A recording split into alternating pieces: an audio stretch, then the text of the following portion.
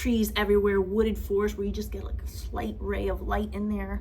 And it's like, I'm over my cauldron and I'm mixing this potion and this is what you get. Hi guys, welcome back to my channel. If you're new here, welcome. My name is Arlene, and on this channel lately we talk a lot about fragrances. And in today's video, I want to go over rose scented perfumes. I am not an influencer. I don't receive perfumes in PR. I don't buy every single thing that gets released onto the market. So I'm not just reviewing all perfumes that are rose scented or the most popular. I review what I have in my private personal collection. And I'm trying to go through the comments and take suggestions from what people are requesting, and someone requested to do a video about rose, specifically rose scented perfumes. Some of these are Middle Eastern, some of these are not. Some of them are expensive, some of them are not. Some are very, very, very rosy. Some of them have just a couple of rose notes. But for the most part, they all smell of rose, but they smell very different. Now, me personally, I never really thought I would be a person who loved or even liked rose scented anything.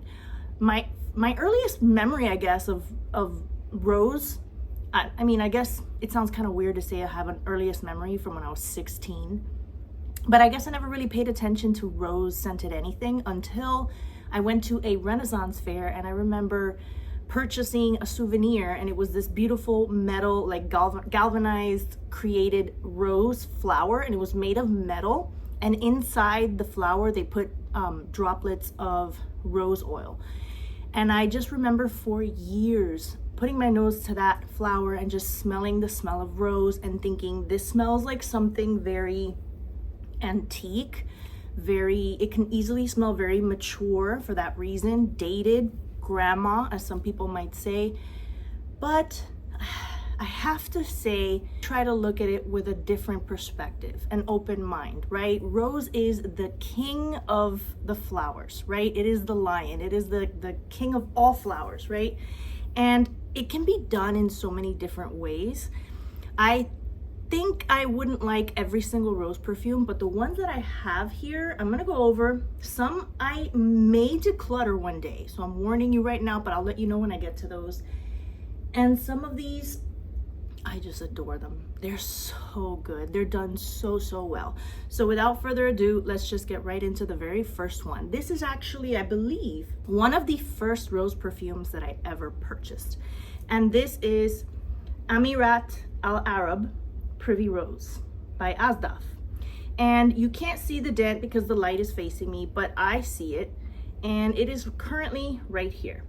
And I have a backup bottle of this. Now, in the early days of my perfume craze, particularly with the Middle Easterns, I started buying backup bottles of everything. I was like, oh my God, I love this upon the first spray. I'm not saying that I don't like this enough to not have a backup bottle. I'm just saying that I'm not buying backup bottles anymore. I just feel like it's a little bit financially irresponsible. I have enough perfume. When it runs out, I'll just get another one. It was just this weird FOMO phase. I think it was because of the whole tariff thing that scared me, and it made me think, if this runs out and it's like 20 bucks right now, which it probably is, it's super cheap. Heaven forbid, in a year I want another bottle and now it's $50 because of, for whatever reason, right? So I kind of like got that in my head, but I don't do that anymore. Unless I have a tiny sample of something that I love, and I'll go ahead and buy a full bottle, or like a small 1 ounce, and I want like a 3.4 because I'm halfway through that 1 ounce. I'm gonna go through it pretty quickly. But I'm only about here, right? So like what, about a third of the way down, and I have a whole other bottle saved. So anyway, this perfume, it's funny because at first for me, I got a smell of like sweet tarts, like candy, like very sweet, and didn't think it was powdery until someone said it's very powdery. And now that my nose has become a little bit refined, I guess, experienced, I put my nose on quite a lot of different things. Yes, I can say that it is powdery. This, for my very first impression, it's in one of my earlier videos, makes me think of like a dainty, beautiful, sophisticated, innocent, sweet young lady. But at the same time, I can see an older, more mature woman wearing it, but again, it wouldn't be a vixen, femme fatale, powerful, attorney, strong, independent type character, like that type of woman, it would be like a sweet little old lady, a sweet little old grandma. This screams, you know, feminine in that sense, soft, very, not that a woman that's strong and powerful and is career driven can't be feminine too, but there's different types of femininity, right? Like femininity has all kinds of beautiful, you know, facets to it where you can look at it from different angles. This is also, I want to make another video. I was actually torn between today's video about whether to make it about bedtime scents, because somebody asked me, can you make a video about like bedtime scents? That's going to be hard because I wear whatever the heck I want to bed. I did start off wearing certain perfumes that I felt were very soft and gentle that were appropriate for bed, and this was actually one of them. But ever since, it's like, if I'm just craving something, I don't even care if it's the most expensive or most, you know, deep, complex, strong beast mode perfume. Even though I don't recommend a beast mode perfume for nighttime because for obvious reasons, right? It's gonna smell great when you're wearing it, when you're enjoying it, but then when you're in bed in the middle of the night, it might be overwhelming. But that all depends if you sleep with pajamas or not. I wear pajamas for the evening, but once I'm in bed, you know, sometimes things come flying off. So anyway, that's besides the point. It's probably a little bit TMI. Anyway, the point is, this would be a very safe, easy bedtime perfume because it's sweet and soft. Right? It has a creaminess, but I wouldn't say it's milky per se. There's no milkiness in this at all. But there is a sort of tartness and there is fruits in this. I think strawberry is one of the first notes. Let's take a look at the notes. So yeah, the top note is strawberry, grapes, and orange. Middle notes are rose, white musk, jasmine, gardenia, ylang ylang, and lily, and base notes are tonka bean, amber, and sandalwood. So there's only one note of rose here. So the rose isn't super overpowering. It's just, it's in there and it's blended with the strawberry and the orange, I think is what gives it that yummy tartness. And then between the white musk and the sandalwood is why we get that lovely powderiness. Oh, and it just smells, this is such an easy, I would say it's a safe blind buy. If you're afraid of rose, if you tend to not like rose, if you're like, I don't know if I should wander onto rose territory, what if I hate it? This is cheap, this is gentle, easy to like. So you can't really go wrong with this one. Anyway, moving on to the very next one is another one of the first few rose perfumes that I ever purchased, and I absolutely love it. And yes, I also got a backup bottle of this one. And this is Zimaya Rose of Dreams. I think this is supposed to be duping Rose de Vence from Louis Vuitton. Not entirely sure. Let me see if I can get back to the notes here. This one is equally just as soft and safe for like a bedtime perfume or even a safe blind buy as this one. But while this is powdery, this is aquatic. This smells like a fresh rain shower of rose. Like I can't even like, so that one is powdery, but this one, it's like watery, right? So yeah. Oh yeah. This one just smells like a refreshing drink of water with a tinge of rose, maybe rose water a little bit. It's super clean, super crisp. There's nothing really, powdery about this at all. If you're not into powdery fragrances, I feel like the bottle itself kind of like leans to that suggestion. It just looks so like fresh and watery. And whereas this, you know, this is a velour. I don't know if you can tell. And this just kind of reminds me of powder. It's funny how the bottles can actually kind of look like how they're supposed to smell. I'm assuming they might be doing that on purpose. I mean, you would think marketing companies, you know, the design has everything to do with everything, right? This is so delicious, refreshing, fresh out of the shower, perfect for summer, for a hot day, for sleeping, for anything. Like I find it just to be simple, clean, elegant. Again, it's nothing femme fatale. I wouldn't even say these perfumes, these two that I've talked about so far, are sexy, unless the person that you're with really likes rose scented perfumes. But they're it's a girl's girl. You know how sometimes, you know what a girl's girl is, right? Like these are girl's girl perfumes. Like these are perfumes to please us, to make us happy, not necessarily for their praise or their attention. But this, nobody's gonna get offended by this. This is so sweet, so nice, so easy. Let's go over the notes. Top notes are blackcurrant, green notes, and peach. Middle notes are orris root, violet leaf, white musk, cedarwood, and black pepper. And the base notes are rose and iris. Again, only one note of rose, and there's a lot of like base type notes in the middle. For example, white musk and cedar, those are pretty heavy. And then you have that fresh, that's what that freshness comes from. I think it's the green notes, right? And the peach.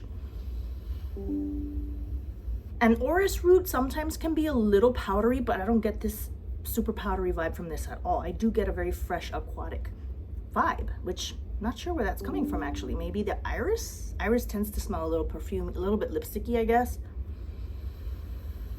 I'm surprised there's black pepper too. I don't know, like this is just, it's really good. It's a stringent, crisp, just crisp fresh. Think of like dryer sheets, you know, the smell of dryer sheets, but like if they had a rose scent to them. That's what this is. The next one was actually a recommendation by a viewer, and I was influenced by a viewer, a subscriber, a person who commented, and I went ahead and I ordered it, and that is Rose Couture by Khadlaj. And this is supposed to be duping Delila Exclusive, and let me tell you, I did sample Delila Exclusive, and it's very, very, very similar. And I think I prefer this one to the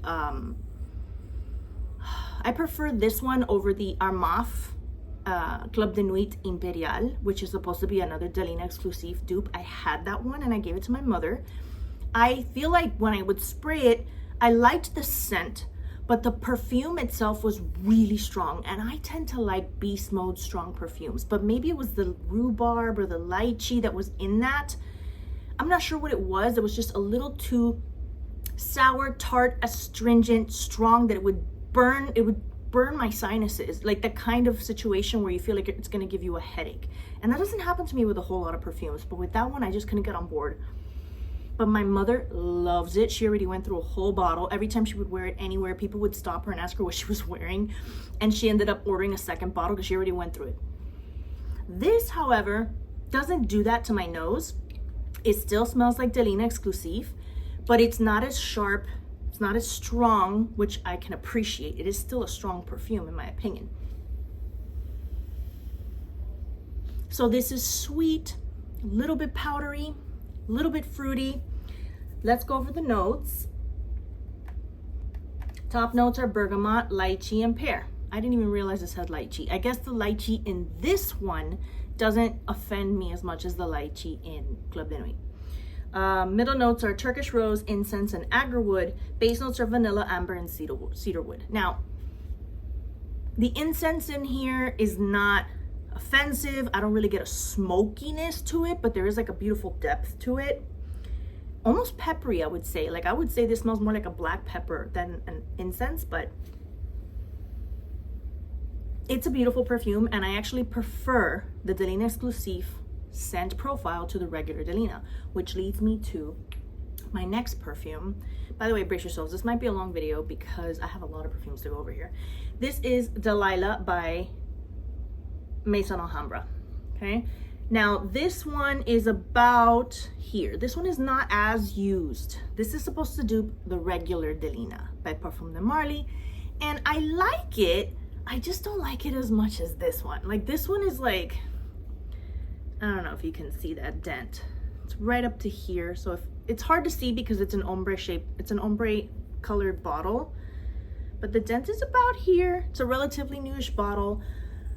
I haven't been wearing this whole Delila profile, or even rose for that matter, that much since I bought these. I started wearing them a lot when I first got into them, and then I feel like I overwore Delila-ish type of perfumes and got kind of sick of it, and I started ordering all kinds of other types of perfumes and got really into those. But I always revert back. I always find my way back. I always circulate, and maybe I get really into one particular fragrance, you know, DNA sort of genre, and then I really get into another. But I've worn these two, this one and this one, together. I've worn them separately, and I think it's possible I might put this up on my Mercari for sale. It's very cheap, And there's no reason why I shouldn't keep it. It's a very lovely perfume, but actually that's really good. It's a little more screechy to my nose than the Rose Couture. This one's a little sweeter, and I'm a sweet perfume girl. I love sweet perfumes. Oh, see, I feel like it's trying to give me a headache right now. But if I'm gonna wear a Delila, I prefer the Exclusive. Let's look up the notes for this one. So I also had a sample of Delila, and I, compared it to this dupe, and it was a 1-to-1 as well. And I'm sure that all these notes are the same notes as Delila and Delilah, but since we're doing a channel and we're doing a video, we kind of go over notes. That's part of it, right? So top notes for Delilah are rhubarb, lychee, bergamot. Middle notes are Turkish rose, peony, and lily. And base notes are white musk, cashmere, and vanilla. So the headache situation, when I first smelled this sample just now, I felt it up my nose, and it just went like to my temples, and it's like by my ears. And I think it might be the rhubarb, because this has lychee and bergamot in the opening as well, but this has rhubarb. Now this has no incense, which is surprising, because I actually smell a little bit more of a slight dirtiness than this one. This one's more sweet fruity, and this one, maybe it's indole is what I'm smelling, because I'm getting familiarized with certain scents. And when they say something is indolic, it has to do with flowers and how they can easily smell a little bit too natural, right? Like dirty. So there's the Turkish rose, there's also the peony, lily, and then we have cashmere and white musk and vanilla. Fine. There's no what did the other one have? The other one had amber, it had incense, and it had cedarwood, right? And oh no, not cedarwood, and agar wood. So this one has more Middle Eastern-y, heavier notes between the cedar and the agar and the incense. And this is like cashmere, white musk, vanilla, but yet this smells sweeter and more agreeable to me than this one. This one's a little bit screechy for me. Like it dries down a little bit more sour with that rose, which I'm surprised, because I would think that the cedar and the agar wood and the incense would make this one more sour. But this one dries more sweet. Yep. So in the dry down, I strongly prefer Rose Couture duping Delila Exclusive over Delilah duping Delila. So this one might be up for sale in my Mercari if you're interested. So the next one is actually another one. Thankfully, I didn't buy a backup bottle of Delilah. I think that's when I was like realizing I'm getting a little out of control. This next one was also an earlier purchase when I was doing the insane backup bottle buying. This is Swiss Arabian Rose 01. This is supposed to be, I don't think it's a dupe for Delila. I'm not sure if it might be a dupe for Delila La Rosée. This is Rose 01. And I had a backup bottle, and I gifted it to my mother as well, because she loved Armaf Club de Nuit Imperial, and she had run out of it. And I said, before you buy another bottle, try this one. And she likes it, but she still ordered a bottle of Armaf because she just couldn't get enough of that. But when I first smelled this one, it was so beautiful, so elegant, so refined. Like, this is more grown-up woman. This is slightly more like, I am a CEO, I am an executive, I work at a law firm, I own the law firm. It's not quite femme fatale, because she's still sweet. She's still a good girl, a good woman, a good lady. She's refined, she's classy, she's elegant, right? I don't think she's gonna stomp all over your heart with her stilettos, but you never know what she might do behind closed doors, right? So it's very sophisticated, very grown-up-y, and I like it. I like it a lot. So top notes are lychee, bergamot, same as the last two, but pink pepper. And I'm surprised I like this one more than Club de Nuit Imperial, because that one had pink pepper in the opening as well, and that's part of what really tickled my nose, but this has no rhubarb. Middle notes are Bulgarian rose, peony, and nutmeg. Base notes are Musk, Vanilla, and Cashmere. Now this had a much stronger rose presence to me than the other two, for example. The other Delila dupes. This smells more of rose than all the other things, but even though there's no more than just, there's only one rose note. That sprayer is amazing, by the way. It's really good. I don't know if you can see the dent a little bit there. I actually wore this to work one time, and that was it. I should have. And I could smell it on myself the whole day. I barely had to reapply this one. So if you like a beast mode perfume, if you want something that's gonna project, that's gonna have a great sillage, that's gonna last, that you barely have to reapply, this so far out of everything I've talked about, this is the most beast, okay? Now, I guess because there's no rhubarb in the opening here, I'm not getting that headache-inducing thing that this one gives me. And it's not as fruity sweet as this one is to me. This is a little bit more candy-ish, more fruity sweet. And I'm surprised that there's no incense, again, agarwood or anything like that. There is nutmeg, but because there is something, again, kind of incensey, dirty, smoky here. Maybe it's the Idole. I'm noticing. This is how I'm getting familiarized with notes. There's peony in this one as well. And there was peony in this one as well. And I said the same thing about this one, that I'm surprised that it doesn't have incense or some sort of wood, because I'm getting something kind of rather deep.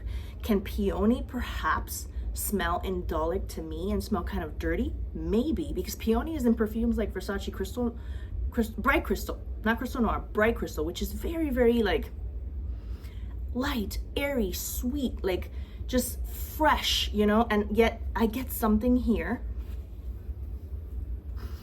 I'm not saying it's not a fresh perfume. I'm saying that it just has like a depth to it. There's musk and cashmere in the base, as well as vanilla, again, similar to this one. So if you're gonna get one of these two, I think this one's better. If this is supposed to be duping Delila, and this is inspired by, similar to Delila, but not duping it, I think this is better than Delila. That's just me. But my favorite of all three, honestly, I don't know, it's hard to say. This is really good, but I really like this one. That's why I want to keep the two of these, and I might only sell Delilah. Oh, this is nice. This is very nice. And this is Delila-ish, right? But like sweet like this one, even though this is a whole other animal. It's a powdery, sugary, fruity, sweet girl. Anywho, moving on to the next one. When I first got this perfume, a lot of these perfumes were just very hyped up. A lot of these perfumes were just super hyped up by influencers. I was very into, like, elbow deep into like perfume videos on YouTube while I was home recovering from my surgery. I wasn't going to work, I wasn't going camping, I wasn't doing anything. I was just laying around at home, just going down the rabbit hole with all these influencers, and I got influenced. And I had two others of this same collection, I guess you can say. This is Noble Blush, Bade'e Oud Noble Blush by Lattafa. So I also had Sublime, which was the apple scented one. I sold it because it was very boring to me. It just smelled like winter candy apple and nothing else. I tend to not like apple in perfumes. And I have still Honor and Glory, which is a spicy pineapple. I'm thinking I want to sell it. It's on my Mercari, but I wouldn't be mad if I don't sell it. I might revisit it. It's just one of those that I'm like, I like it, but I don't love it, so I didn't reach out for it that much. So I figured, try to minimize the collection to things that you love. This one I'm not gonna get rid of. This one is very interesting though, and I don't want to sit here and tell you it's a safe blind buy, because it's a very interesting perfume. It still gives me a little bit of a Play-Doh-y vibe. I don't know if that's just the way the perfume is, or if it's gonna change. I've had this for a few months. I can't see the dent unless I really, it's not a whole big dent. It's very, very little bit, but I did wear this to sleep one time. This has like a, when I say Play-Doh, I think of clay when I was in elementary class and they bring you that little plastic container and you open it and there's this like brown blob of clay and your job is just to play and mold with the clay for art class. I remember that. And it wasn't Play-Doh, it's that school clay, which whenever I have a perfume that I say has a little bit of a Play-Doh vibe, that's what I'm getting. But it's supposed to have a top note of the very top note is a fantasy note, and it's rose milk. Mind you, there's no such thing as rose milk. This is completely made up for the sake of this perfume. There is rose water, which is used in a lot of like Middle Eastern dishes. But I reviewed this earlier on this channel. And one of the things that I had said, and I still stand by it, is that it does smell like if you were to have a bowl of milk and just have rose petals soaking in that milk for like 30 days. Like have the milk turn pink and have all the rose essence just blend into the milk.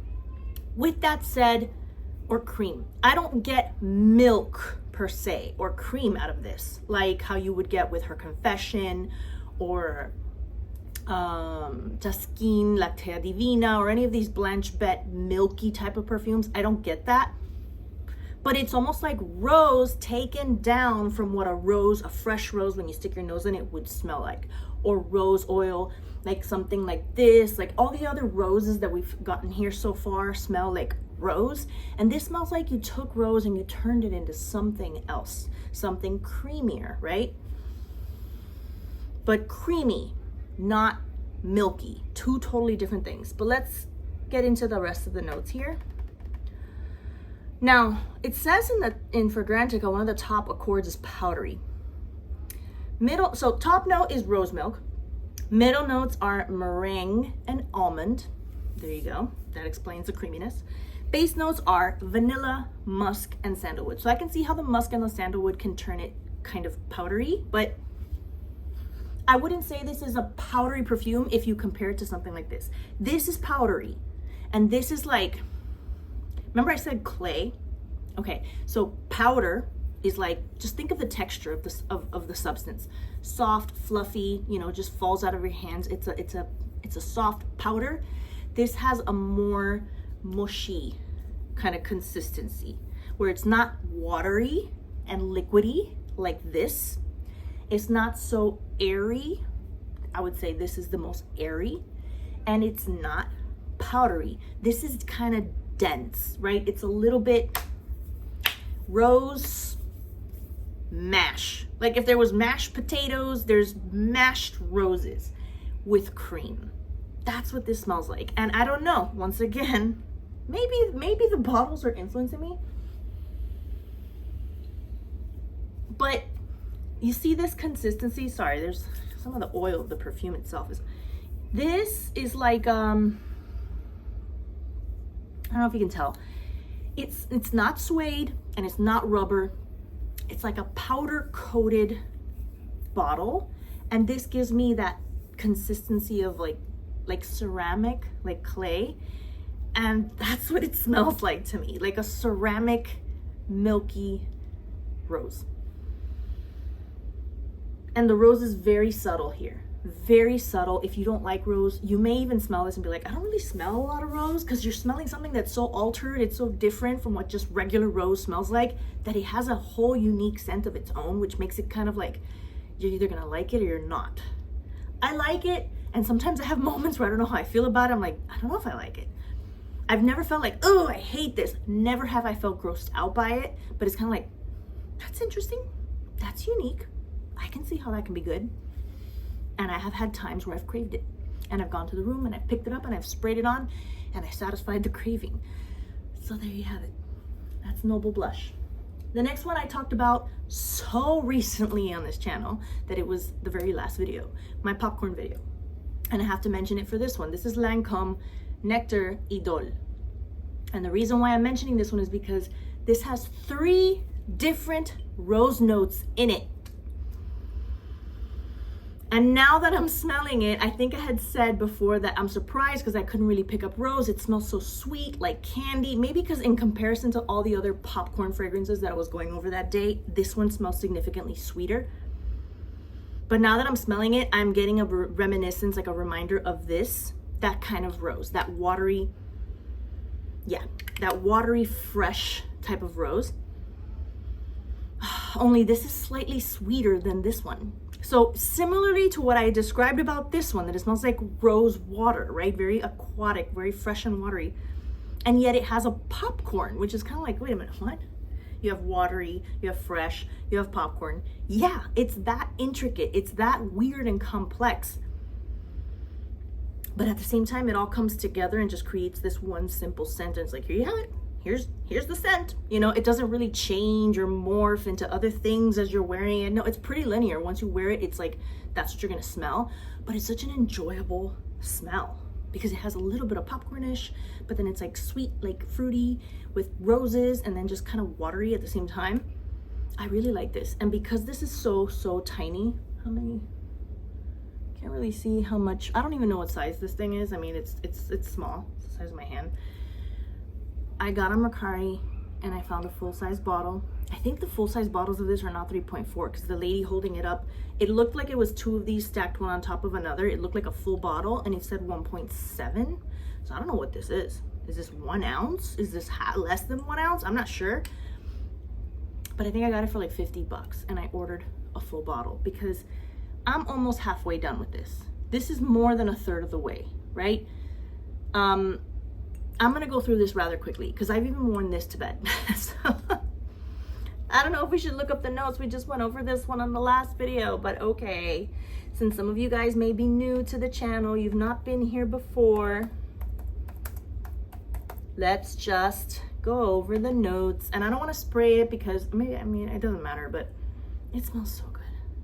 But because I ordered another bottle and I didn't want to spray it because in my head I'm like, oh my God, this is all I have left. And I'm like, oh wait, I just ordered another bottle. Oh, this smells so good, you guys. I like it. I like it. I don't know if it's a safe blind buy. I don't think anything is a safe blind buy because perfume is so subjective. You have no idea what it's going to really be like until you get your nose on it. But I don't see what there is not to like about this. So top notes are Grasse rose, rose, and Turkish rose. 3 kinds of rose. How am I not going to mention this perfume in a rose video? Sorry, had to do it. Middle notes are caramel and popcorn. Base note is vanilla. There you have it.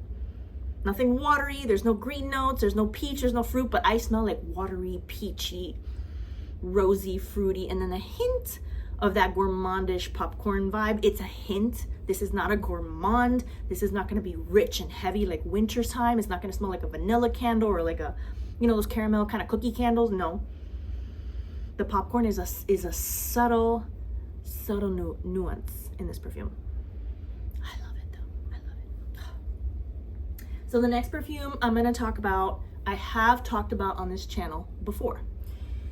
And again, I have to mention it because it has rose. And that is Chopard Love. This perfume, this is a tiny little bottle. And yeah, my cap is broken. I have to glue it. I know, I just haven't bought the glue yet. But the cap broke because the bottle came with a slight leak. And since the oils and perfumes can kind of degrade certain substances, I think it degraded the glue that was keeping this piece in there. So it just came off. But this perfume has 7 different types of rose in it, okay? However, this is definitely not a safe blind buy. It is a very vintage scent. Some people will say this smells grandma. I think it smells classic. With that said, I haven't worn it out yet because I don't go out very much, and I do wear most of my perfumes to work.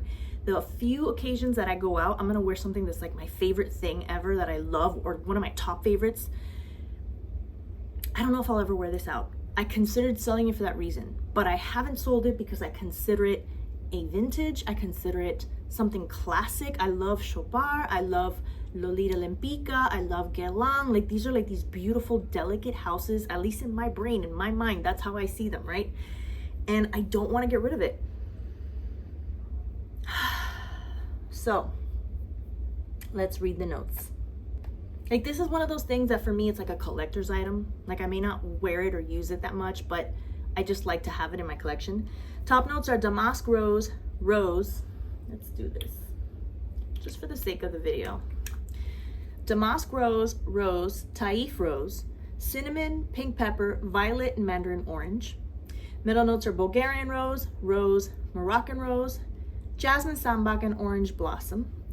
Base notes, hang on, I have an ad popping up in my way, are Turkish rose, patchouli, honey, sandalwood, cacao, cedar, vanilla, brown sugar, and tonka bean. Now you have to spray this one because you're not going to get the full effect of all those notes by just sniffing the cap. But just by sniffing the cap, you may be like, yeah, that's way too grandma. But when you spray this and on skin, you start to smell all kinds of things here. I get a bit of an ambery medicinal note that I usually don't like. But this perfume starts to transform as you're wearing it. One time I did get a bit of a cacao vibe, and I was like, where did that come from? And then it just disappeared. As quickly as it showed up, it left. There's cinnamon, pink pepper, violet, and mandarin orange, along with the 3 other types of rose in the opening. And if you pay very close attention and you smell it carefully, you can smell all those notes. I recently bought another perfume, which I'll review on another day, that has violet and mandarin in the opening, and I'm now realizing, yeah, I can smell it just like I smell it in that one, I smell it in this one. The pink pepper is not too sharp, but when you mix it with the cinnamon and all the rose, this can be a very overpowering sort of scent. I think this would wear like a beast. And as it starts to dry, the jasmine, sambac, and the orange blossom start to kind of like nestle their way in through all those roses, like, excuse me, pardon me, excuse me. It's like rose everywhere, and it's like, here comes the jasmine and the orange blossom. Hi, we're here, guys. It's just there to say hello. And the patchouli as well. It's, again, nothing crazy. It's more rose than anything else. And all these other things like the cinnamon, the pepper, the violet, the orange, the jasmine, the orange blossom, patchouli, honey, they're just there like spices, and it's a rose cake. Okay? They're just seasonings.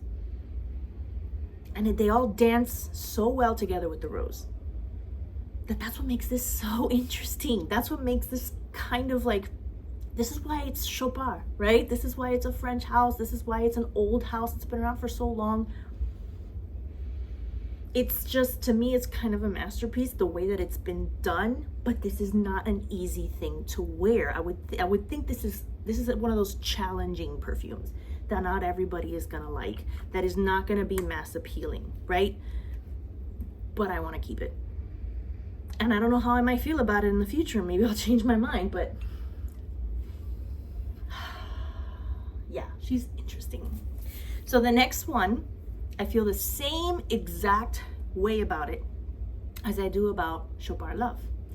And that is Elie Saab Noir. So if you have Chopard Love, if you like Chopard Love, if you like the idea of a challenging perfume, this might be right up your alley. This is a heavy, woody, honey, jasmine rose. This is dark, seductive, witch's cauldron in the middle of like winter. There's like piles of snow, melted snow falling all over the mulch of a big tall trees everywhere, wooded forest where you just get like a slight ray of light in there, and it's like, I'm over my cauldron and I'm mixing this potion, and this is what you get. This is scary. I don't know if I want to wear this out, because unlike something super playful and light like this, she is dead serious. She is not here to play. But at the same time, in that dark wooded forest, among all those tall trees where hardly any sun shines, is that witch's little cabin where she's making a potion, and you might be kind of scared to work your way in there. But once you're in there and you're kind of freaked out a little bit, you realize she's kind of not a bad witch. And she looks scary. And you're like, I don't know if I could trust this one because she's kind of creepy. She gives you a nice little bowl of that, whatever she's making, and you're like, ooh, is that poison? It actually tastes really good. And it warms you up and you're inside from the cold and you're realizing this is quite comforting. She's a lot to take, especially in the opening. She's intimidating, challenging, and definitely not for a Florida girl. This is like, no offense, not that if you're a Florida girl that you can't wear something like this. I'm just saying, like, the fact that I live in Florida, South Florida, where it hardly gets cold. I don't know if you guys remember in the news earlier this year and all over social media, it snowed in the Panhandle and northern Florida. That's why I say South Florida. It's a swamp down here, okay? It's really hot. I don't know what day I will ever be able to pull this off. This is such a woody, foresty, winter perfume. I wouldn't even say fall. Winter perfume, okay? It's spicy, it's heavy. Again, Fragrantica doesn't break up the notes in top, middle, and base. I don't know why, but we have top note, well, first note I'm reading is woodsy notes. Then there's honey, patchouli, incense, rose, spices, ylang, solar notes. Where the heck are the solar notes? I don't smell any sunshine in here, but okay. Maybe that's that little bit of sun peeking through the little trees in the forest. Sorry. And black pepper. Jesus. Again, if this isn't a witch's brew with all those notes, honey, patchouli, incense, spices, woodsy,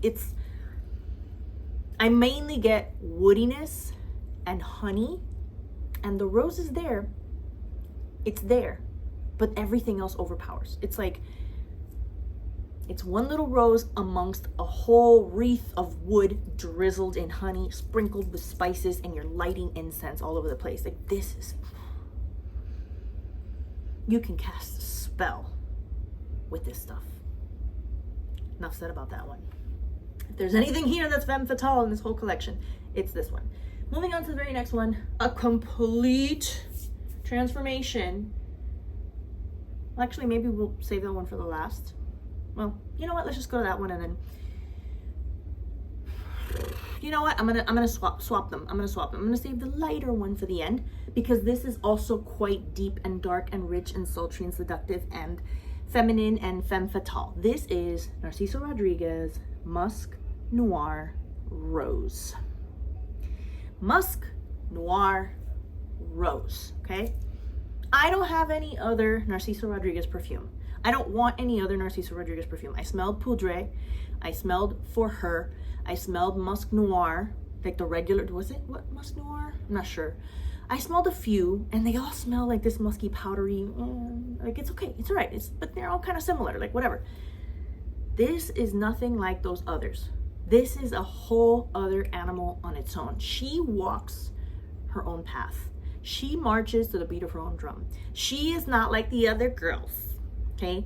Femme fatale will break your heart, will stomp on you with stiletto heels, all while you're smiling at her because you're so damn in love with her that you're not even gonna know what to do with yourself, and you just say, please, ma'am, may I have some more? This perfume, this one got the attention of a gentleman at work. Is that you? Are you wearing perfume? Like, I thought it was a patient, and I smell it coming from here. Why? Is it bad? No, it's really good. Now, it has a little bit of that indolic fecal smell, but don't let that scare you. I think that's what they call animalic, but it's not bad. It's very sexy, which sounds weird. It sounds weird. You know how, this may sound weird, pheromones, sexiness. Sometimes the smell of your man's body odor can be like, oh, that's repulsive, go take a shower. But in certain moments, it's like, oh my God. Like, it's hard to explain. It elicits this slight weirdness in that way, but it's not repulsive, it's not disgusting, it's not body odor. It could be translated that way by some people. Maybe this isn't your cup of tea. But this has a sort of sexiness to it because it's got a musky, powdery vibe, and at the same time, it's got a little hint of rose. Again, the rose in this is so like buried under all the other stuff that's going on. Rose is not center stage, okay? It's in the name. The bottle has a beautiful rosy look, but it's just kind of there in the background, and it's done so differently. It's not gonna smell like anything else here. Not even like this. This is honey, woody. This is musky, indolic, in all the good ways. Let's find it. I have a backup bottle of this one as well, and I'm glad I have it. Now, I haven't used half of it yet. Oh, my battery's running low. Let's read these notes real quick before my computer decides to shut off. Hurry, hurry, hurry, hurry, hurry, hurry. Oh my God, no! My computer died, and I don't have my plug here with me. You're gonna have to do your homework. Get on Fragrantica right now. Go ahead, I'll wait, go. Oh no, my light died too because it's plugged into my computer. I gotta wrap up this video. We're at almost 50 minutes. Get on Fragrantica, read the notes. This is fantastic. Let's move on to the very last one because I'm officially working in the dark. This is embarrassing. The very last perfume is Chloe by Chloe. And I can't read the notes to you, but what this smells like is like if rose was like turned into a baby perfume, okay? It's very soft, very gentle. I probably should have talked about this one earlier in the video. Very gentle, very sweet, watery, not as sweet and candy-like as something like that or something like this. It's not powdery. It is fresh and aquatic, similar to this, but the rose is slightly less dirty and a little bit more vibrant and fresh. Crowd pleaser, easy. Some might say it smells a little bit grandma, but I don't think so. I think it just smells very simple. It's a very clean girl aesthetic, okay? I should have gotten more into detail with this one. I don't think I've ever talked about this one on the channel. I don't think I've ever reviewed it. So I may review it again in another video. But the bottle is so pretty. I haven't really got into detail. I feel like I shouldn't have saved this one for the last one because this is, I don't want to do this one an injustice. This is a very pretty perfume. I like it very much. Very clean, very simple. I don't think it's the most powerful, strong, projecting, sillage, trail leaving perfume, but for fresh out of the shower and even for bedtime, this is really, really pretty. But I think I'm gonna leave it at that because my video is getting really long, and as you can see, everything around me is dying. So I gotta go. I really hope you guys liked this video. If you did, please give it a thumbs up. And if you haven't done so yet, I think something like 58% of people are unsubscribed, and like 53% are unsubscribed, 48% are subscribed, which is better from the last time. Last time it was 41% were subscribed, so I'm getting more of you guys to subscribe. But if you're here regularly and you watch these videos pretty frequently, just hit the subscribe button. That's all. It's a simple little boop, and then forget all about it. And I really hope you guys like it, and I'll see you guys in the next one. Bye.